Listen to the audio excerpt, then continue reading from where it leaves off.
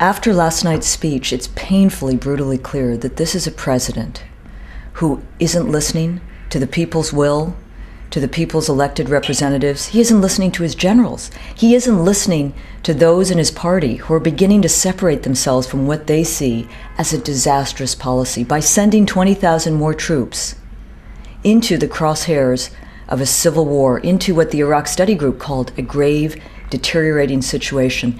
This president is recklessly using American lives to salvage a delusional national policy, in addition to trying to salvage a failed legacy.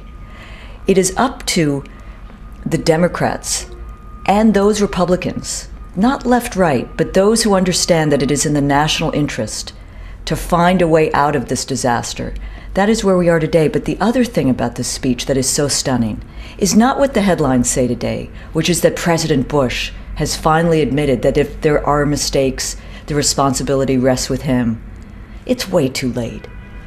By sending out a new kind of stay-the-course plan on steroids, he's not acknowledging his mistakes. But what was truly frightening about last night's speech is, in my view, it's essentially a prelude to war with Iran.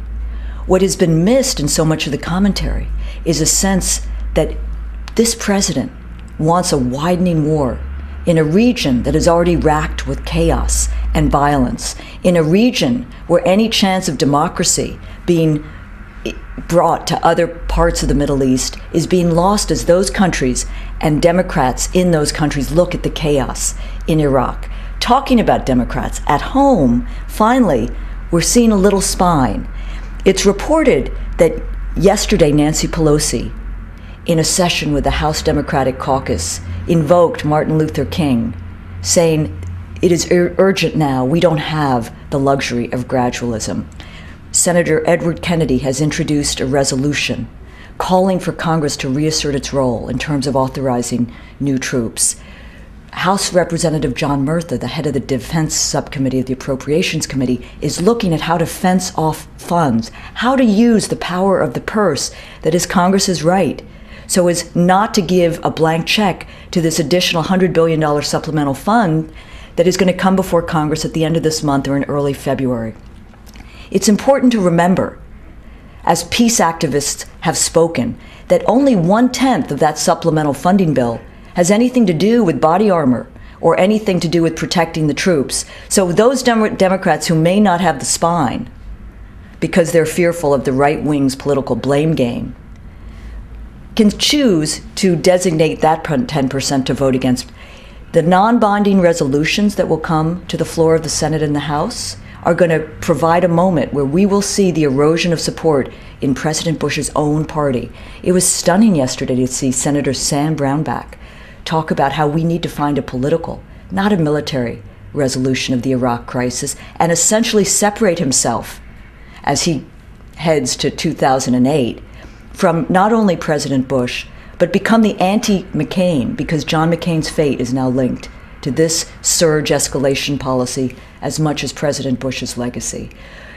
In these next weeks, it's up to the peace and justice anti-war movement to really ratchet up the pressure on Congress to speak for energetic regional diplomacy, to speak for a political way out of this disaster. Because in sending more troops into Iraq, we are simply not achieving any military mission. We are undermining our security in the region. There's no reason except to salvage this president's legacy, which is already destroyed. So the only sensible course, it seems to this magazine, to me, is an expeditious withdrawal of our forces from Iraq, a renewed commitment to regional diplomacy, a renewed commitment to mitigate the humanitarian catastrophe that has engulfed Iraq, and a renewed commitment to stop in its tracks a widening regional war that may engulf Iran, Syria, and truly make this country less secure because of a president's delusional policies that on November 7th, millions of Americans said no to, and we must listen to the will of the people and find a way out.